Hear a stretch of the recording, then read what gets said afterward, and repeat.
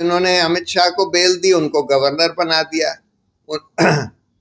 दूसरे नजीर साहब, उन्होंने अयोध्या का फैसला दिया, उनको भी गवर्नर बना दिया। अरुण मिश्रा, जिन्होंने कितने ही बीसियों फैसले सरकार के हक में दिए, बिरला सहारा वाला, अडानी को तो कम से कम 20,000 करोड़ का फायदा सिर्फ अरुण मिश्रा ने कराया अपने फैसलों से, और वो भी बिल्कुल गैर कानूनी तरीके से। और अरुण मिश्रा को नेशनल ह्यूमन राइट्स कमीशन का चेयरमैन बना दिया था। अभी एक खानविलकर साहब, जिन्होंने यूएपीए और पीएमएलए को और ज्यादा सख्त बनाने के लिए फैसले दिए, उनको लोकपाल बना दिया है। खासकर जो चीफ जस्टिस बनने वाले हैं, उनके ऊपर सारी एजेंसीज को कह देते हैं, पुलिस, एनआईए, ईडी, सीबीआई, कि भाई तुम लोग डोजियर बना लो, इनके ऊपर ढूंढो कि इन्होंने या इनके नजदीकी रिश्तेदारों ने कोई गलत काम किया है, कोई गैर कानूनी काम किया है कभी, और अगर कुछ पकड़ लिया तो उसको यूज करके उनको ब्लैकमेल किया जाता है। बिल्कुल झूठे केस बनाए जाते हैं ऐसे ऐसे लोगों के खिलाफ, उमर खालिद, शर्जील इमाम और गुलफिशा फातिमा वगैरह के खिलाफ बिल्कुल झूठे केस बनाए जाते हैं। यूएपीए का जो कानून है, अनलॉफुल एक्टिविटीज प्रिवेंशन एक्ट, तो जैसे आपको बताया गया कि इस कानून के तहत 10,000 लोग अभी भी जेल में हैं, और बहुत सारे लोग 5-5, 6-6 साल से जेल में हैं, और कई ऐसे भी लोग हैं जो 5-6 साल से जेल में हैं जिनका ट्रायल शुरू भी नहीं हुआ, जैसे उमर खालिद हैं यहाँ, या भीमा कोरेगांव के जो डेटेन्यूज हैं, उनका ट्रायल शुरू भी नहीं हुआ और 5-6 साल से जेल में हैं और बेल भी नहीं दी गई।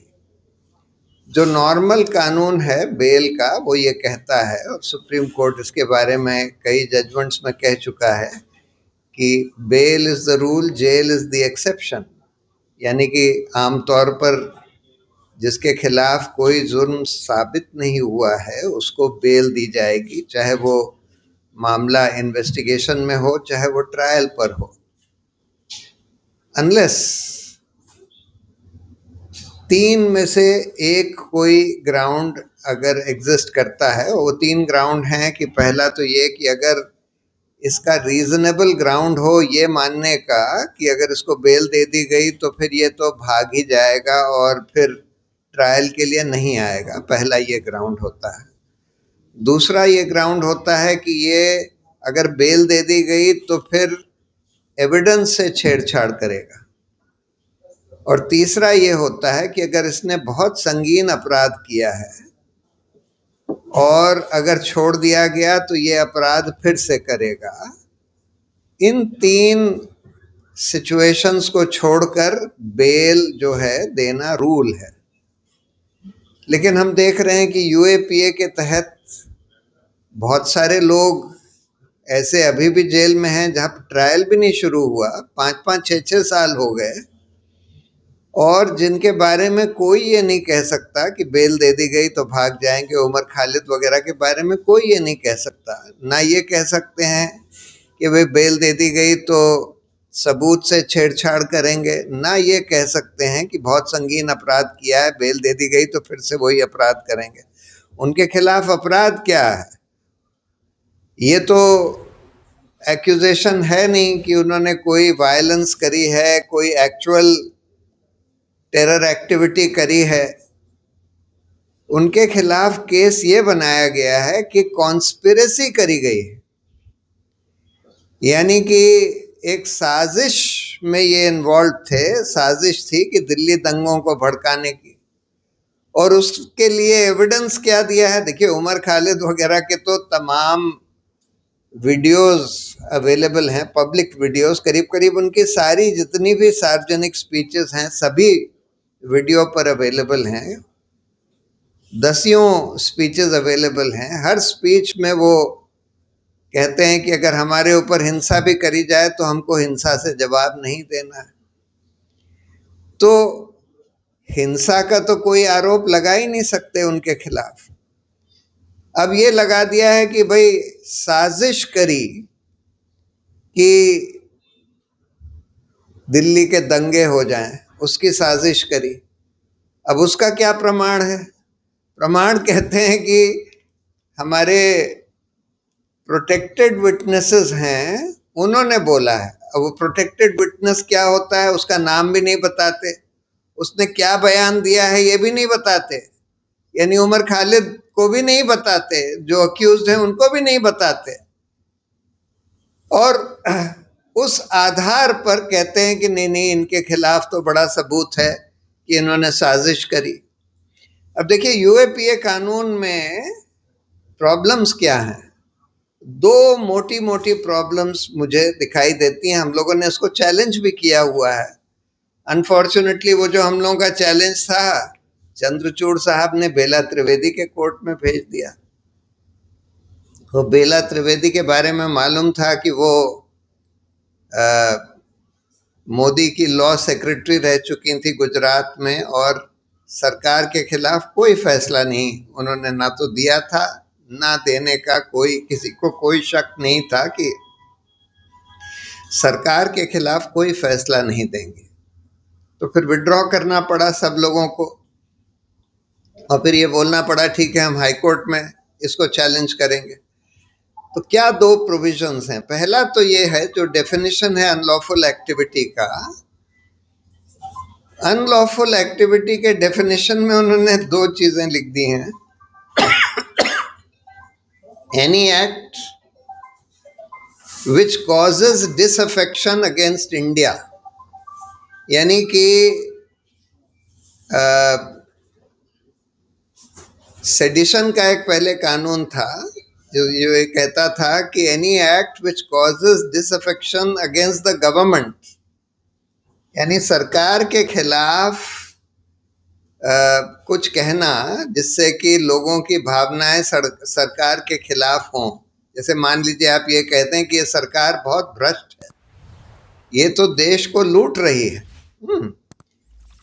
तो वो सेडिशन, क्योंकि अंग्रेजों ने बनाया था, वो ये कहते थे कि नहीं सरकार, अंग्रेजी सरकार के खिलाफ कोई कुछ नहीं कह सकता।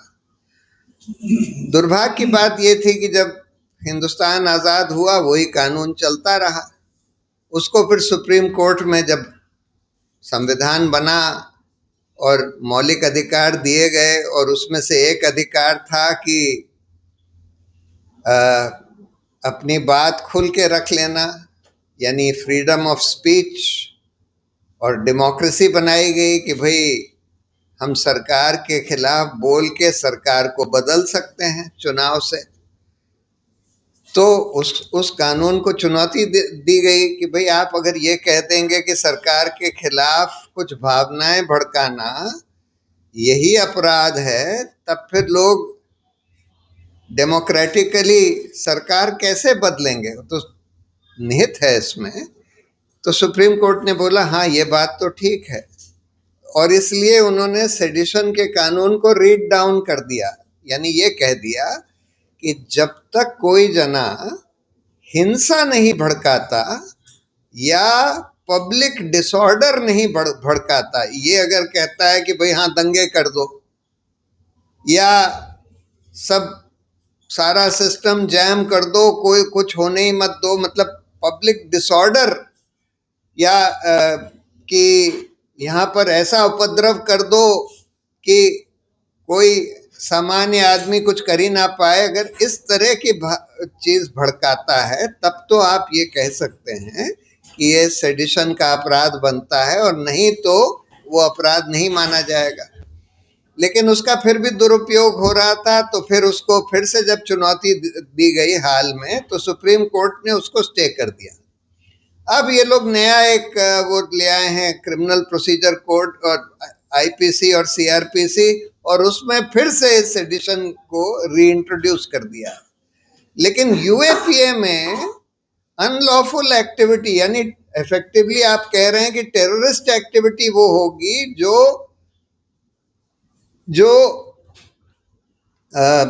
देश के खिलाफ कुछ भी भावना भड़काए या कुछ भी ऐसा बोले कि भाई देश का कोई हिस्सा देश से अलग हो जाए। अब देखिए इतिहास में, जैसे मैंने भी एक बार बोला था कि भाई कश्मीर का अगर हमको प्रॉब्लम सॉल्व करनी है तो हम लोगों को कश्मीरियों का दिल जीतना होगा, और हम लोग अगर नहीं जीत पाते तो हमको वही करना चाहिए जो पंडित नेहरू ने एक बार यूनाइटेड नेशंस में बहुत पहले बोला था कि भाई हम प्लेबिसाइड करवाएंगे और कश्मीरियों से ये पूछेंगे कि भाई आप क्या चाहते हैं, आप हिंदुस्तान के साथ रहना चाहते हैं, पाकिस्तान के साथ जाना चाहते हैं, या स्वतंत्र देश बनाना चाहते हैं, क्या चाहते हैं, उसका हम प्लेबिसाइड करवाएंगे। अब इस कानून में तो अगर ये भी कोई बोल दे तो उसको भी अनलॉफुल एक्टिविटी माना जा सकता है, क्योंकि आप ये कह रहे हैं, चाहे आप बिल्कुल अहिंसा पूर्वक कह रहे हैं, आप ये नहीं कह रहे कि हिंसा से, लेकिन आप ये कह रहे हैं कि भाई मेरी राय ये है कि ऐसे पेचीदा मुद्दे को सॉल्व करने का करेक्ट तरीका ये होगा कि भाई कश्मीरी लोगों से पूछ लिया जाए कि वो चाहते क्या हैं। जबरदस्ती उनकी मर्जी के खिलाफ उनको आर्मी के बल पर जबरदस्ती रखना, उससे किसी का कोई फायदा नहीं होने वाला है। लेकिन इसको भी इस कानून में अनलॉफुल एक्टिविटी माना जा सकता है। फिर राज्य के खिलाफ भावनाएं भड़काना, मतलब देश के खिलाफ भावनाएं भड़काना। देश के खिलाफ भावनाएं, अगर आप मान लीजिए ये कह दें कि हिंदुस्तान जो है फिलिस्तीन के मामले में गलत कर रहा है, इजराइल को आर्म सप्लाई कर रहा है, और फिलिस्तीन का इजराइल जो है नरसंहार कर रहा है, गजा में नरसंहार हो रहा है, उसको भी कह देंगे कि भाई तुम देश के खिलाफ भावना भड़का रहे हो और इसलिए ये अनलॉफुल एक्टिविटी है, ये टेररिस्ट एक्टिविटी है। तो इसलिए ये जो प्रोविजंस हैं इस कानून में, अनलॉफुल एक्टिविटी का डेफिनेशन इतना वाइड बना दिया है कि बगैर हिंसा के अगर आप ईमानदारी से कुछ बोलें कि भाई आपकी राय क्या है कि देश को क्या करना चाहिए, क्या नहीं करना चाहिए, उसको भी इस कानून में अनलॉफुल एक्टिविटी माना जा सकता है। दूसरी प्रॉब्लम है बेल की। देखिए, बेल के बारे में जैसे मैंने बोला, नॉर्मल रूल है कि bail is the rule, jail is the exception, लेकिन यहाँ पर उसको रिवर्स कर दिया गया है। यहाँ पर यह कह दिया गया है कि जब तक ट्रायल जज केस डायरी देखकर अगर उसको ये लगता है कि कोई प्राइमा फेसाई केस है, जो जिसको अक्यूज बनाया है उसके खिलाफ कोई प्राइमा फेसाई केस है, तब वो बेल नहीं देगा। अगर उसको ये लगता है कि कोई प्राइमा फेसी केस नहीं है केस डायरी देखकर, तभी वो बेल दे सकता है। अब प्रॉब्लम ये है कि अब आप प्रोटेक्टेड विटनेसेस के आधार पर कह रहे हैं कि भाई इन्होंने साजिश करी। प्रोटेक्टेड विटनेस उस केस डायरी में किसी का बयान लिखा हुआ है, ये आप अक्यूज को भी नहीं दिखा रहे, ट्रायल अभी शुरू नहीं हुई है। तो कई बार जज कहते हैं कि भाई हम कैसे कह दें कि इनके खिलाफ कोई प्राइमा फेसाई एविडेंस भी नहीं है। लेकिन सुप्रीम कोर्ट ने हाल में कुछ केसेस में ये बोला है, अगर बहुत साल तक ट्रायल शुरू ही ना हुआ हो या खत्म होने के कोई आसार ना हो बहुत साल तक, तब फिर यूएपीए के केस में भी बेल दी जाएगी। और ये सिचुएशन सीधी सीधी इन लोगों के दिल्ली दंगों में जो लोग 5 साल से ज्यादा बंद हैं, या भीमा कोरेगांव में जो 6 साल से ज्यादा बंद हैं, उनके ऊपर स्क्वायरली अप्लाई करती है। लेकिन फिर भी उनमें से बहुत सारे लोग हैं जिनको बेल नहीं दी जा रही। ये बहुत बड़ी प्रॉब्लम इसके साथ हो गई है, और इसीलिए हम लोगों ने इसको चैलेंज किया है। ये दो प्रोविजंस को हमने चैलेंज किया था। एक तो अनलॉफुल एक्टिविटीज का जो डेफिनेशन है इतना वाइड है, इसको चैलेंज किया था, और जो बेल का प्रोविजन है कि ये तो हमारे संविधान के खिलाफ है, हमारे मौलिक अधिकारों के खिलाफ है, right to life and liberty के खिलाफ है ये जो प्रोविजन है इसमें बेल का, कि मतलब आप 10 साल तक ट्रायल ही ना शुरू करें, आप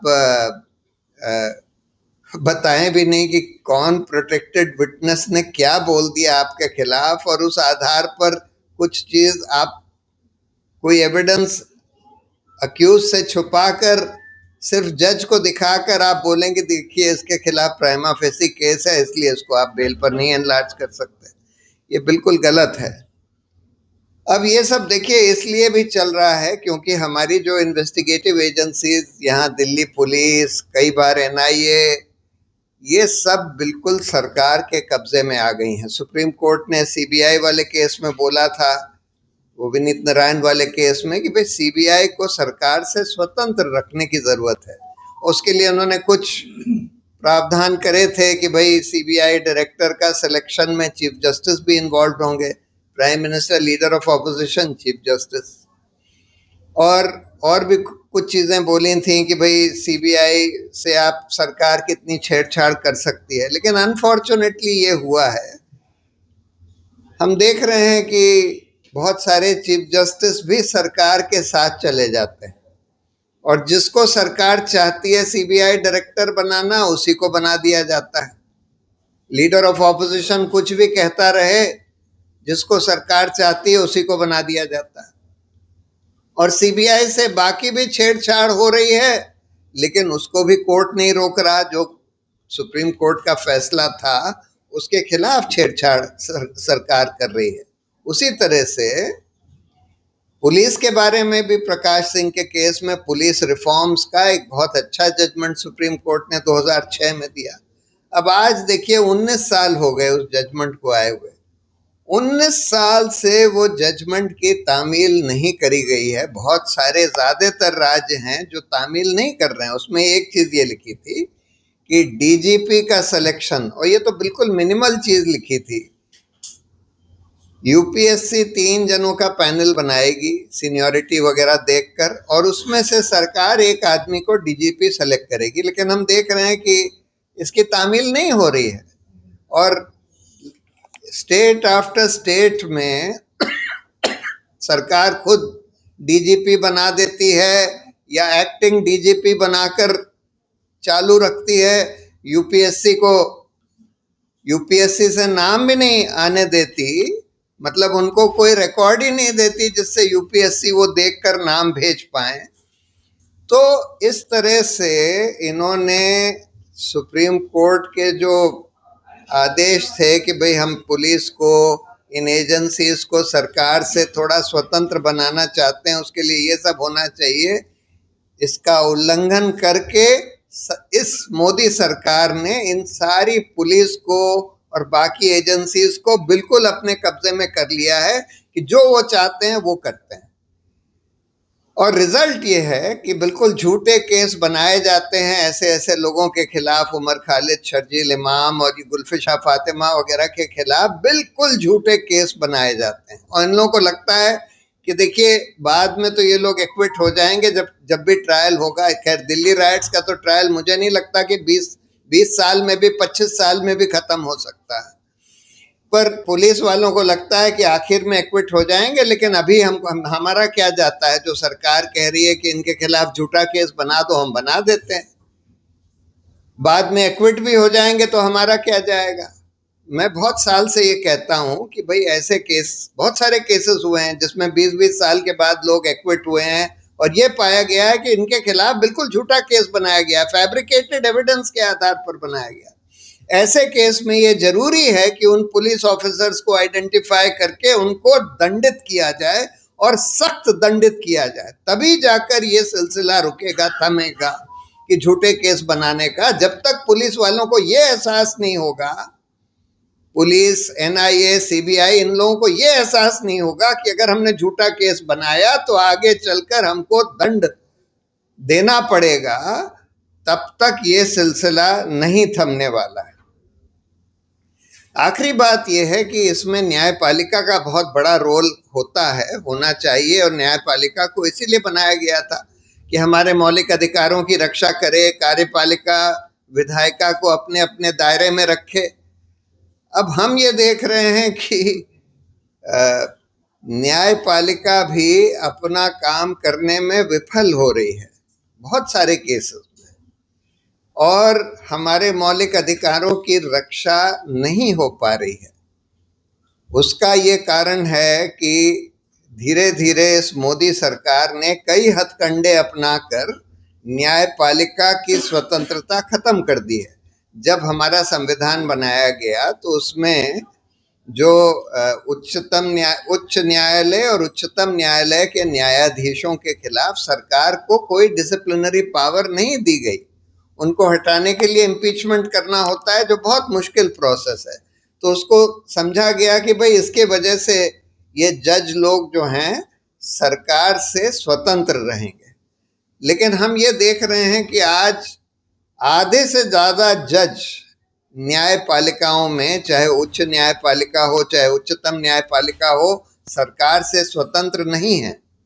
और उसके कई कारण हैं। एक तो जो अरुण जेटली ने एक बार पार्लियामेंट में बोला था कि भाई इनको सेवानिवृत्ति के बाद नौकरी दूसरी दे दी जाती है बहुत सारे जजों को, और उससे इनको प्रभावित किया जाता है। वो कहते थे कि the post retirement jobs given to जजेस influences their pre retirement judgments. बिल्कुल सही बात कहते थे।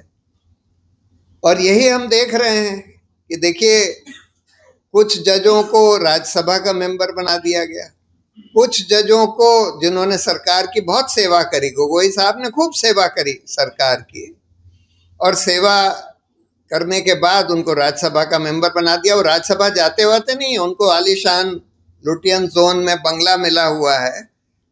उनका अटेंडेंस रिकॉर्ड देख लीजिए, 100 में से 2 दिन जाते हैं पार्लियामेंट में।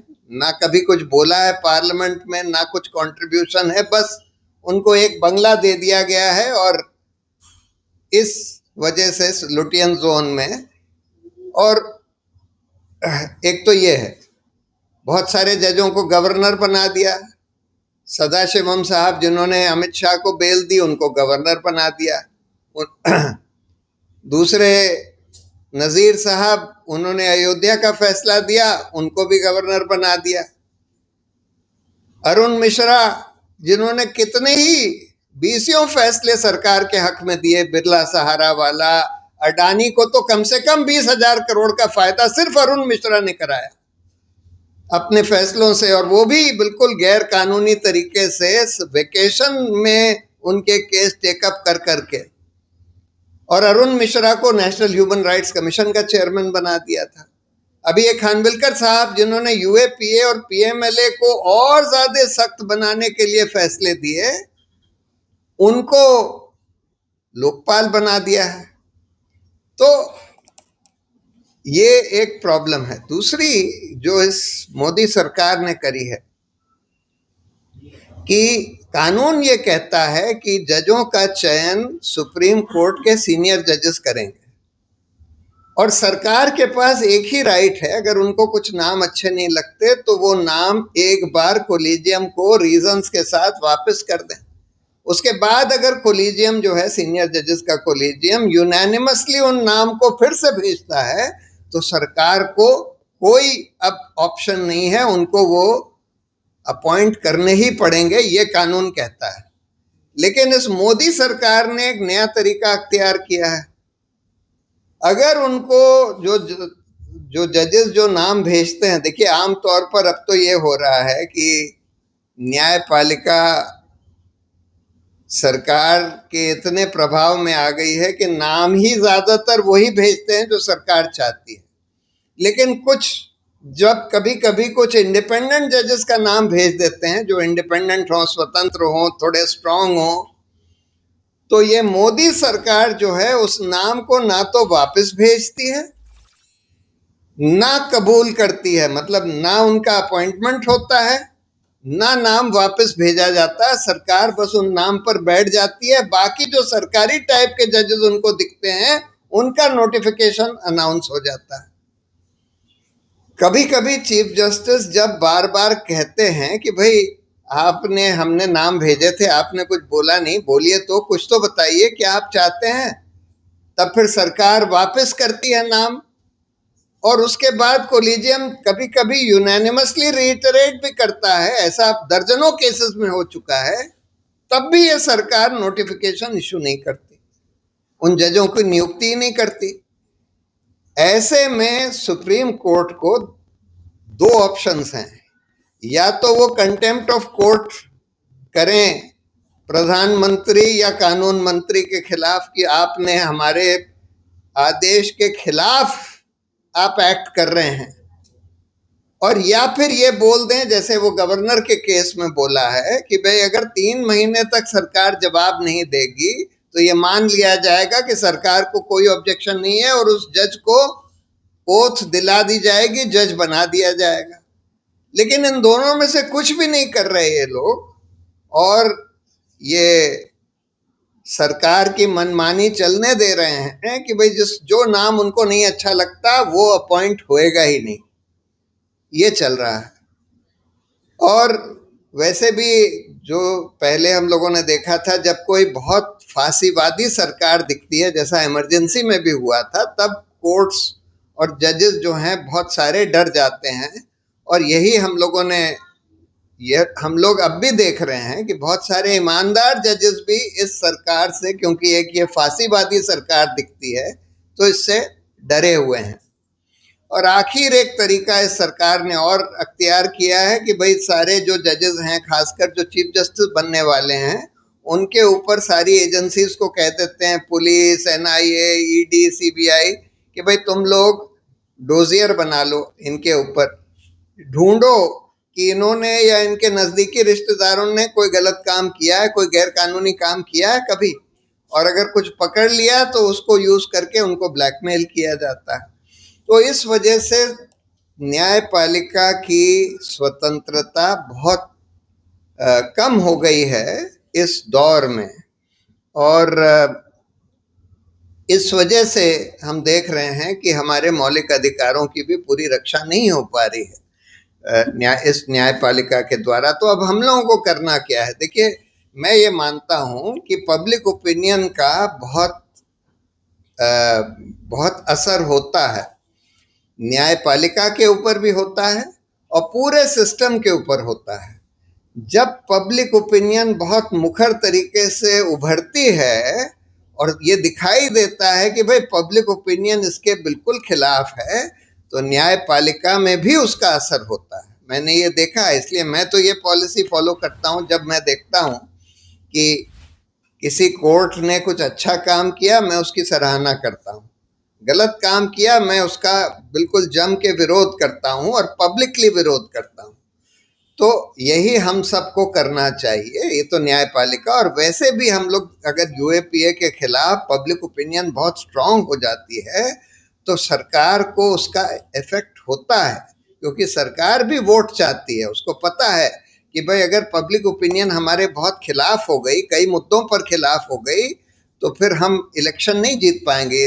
ये बात सही है जो कही गई कि आजकल इलेक्शन कमीशन, क्योंकि ये भी सरकार के बिल्कुल चंगुल में आ गया है, उसको इस्तेमाल करके, उसका दुरुपयोग करके ये लोग हर तरह से मैनिपुलेशन कर रहे हैं। अभी एक एनालिसिस निकली, ये एक बाय इलेक्शन हुआ था यूपी में कहीं, जिसमें कि मुसलमानों को वोट ही नहीं करने दिया गया। आप ये देखेंगे कि जहां मुसलमान की परसेंटेज जिन पोलिंग बूथ्स पर ज़्यादा थी, वहां पर वोटिंग परसेंटेज बहुत कम हुआ, मुसलमानों को वोट ही नहीं करने दिया। और उसके बारे में उसी समय रिपोर्ट्स आ गई थी कि पुलिस जो है मुसलमानों को वोटिंग करने के लिए जाने ही नहीं दे रही। दूसरा, वोट डुप्लीकेट वोटर्स, ये कहा जा रहा है कि बीजेपी के बहुत सारे फ्लोटिंग वोटर्स हैं। जब बिहार में इलेक्शन होता है तो वहां आकर उनको रजिस्टर करा दिया जाता है, जब महाराष्ट्र में होता है तो वहां रजिस्टर करा दिया जाता है, और बहुत सारे जो जेन्युइन वोटर्स हैं उनके नाम काट दिए जा रहे हैं। ये भी हो रहा है। बिहार में हमने देखा कि जो 65 लाख लोगों के नाम काटे हैं उसमें 25% मुसलमान हैं, जबकि बिहार में मुस्लिम पॉपुलेशन 18% से कम है। लेकिन जो 65 लाख वोट्स काटे गए हैं उसमें से 25% मुसलमान। तो ये सब बेईमानी भी हो रही है। लेकिन मेरा ये मानना है कि पब्लिक ओपिनियन बहुत स्ट्रांगली इनके खिलाफ हो जाए तो इलेक्शन कमीशन के भी अफसर लोग डरने लगते हैं, पूरा ही महकमा डरने लगता है अगर उनको ये दिखता है कि पब्लिक ओपिनियन बहुत स्ट्रांगली सरकार के खिलाफ हो गई है। इसलिए हम लोगों का काम ये है कि अपनी बात को बिल्कुल मुखरता से रखना, बिल्कुल नॉन वायलेंट तरीके से, अहिंसक तरीके से, बिल्कुल जम कर जहां सरकार कुछ गलत कर रही है, न्यायपालिका कुछ गलत कर रही है, उसका विरोध करना, और अगर सही कुछ काम हो रहा है, न्यायपालिका में कुछ सही काम हो रहा है, तो उसकी सराहना करना। उससे बहुत फर्क पड़ता है। यही मैं कुछ कहना चाहता था। बहुत बहुत धन्यवाद।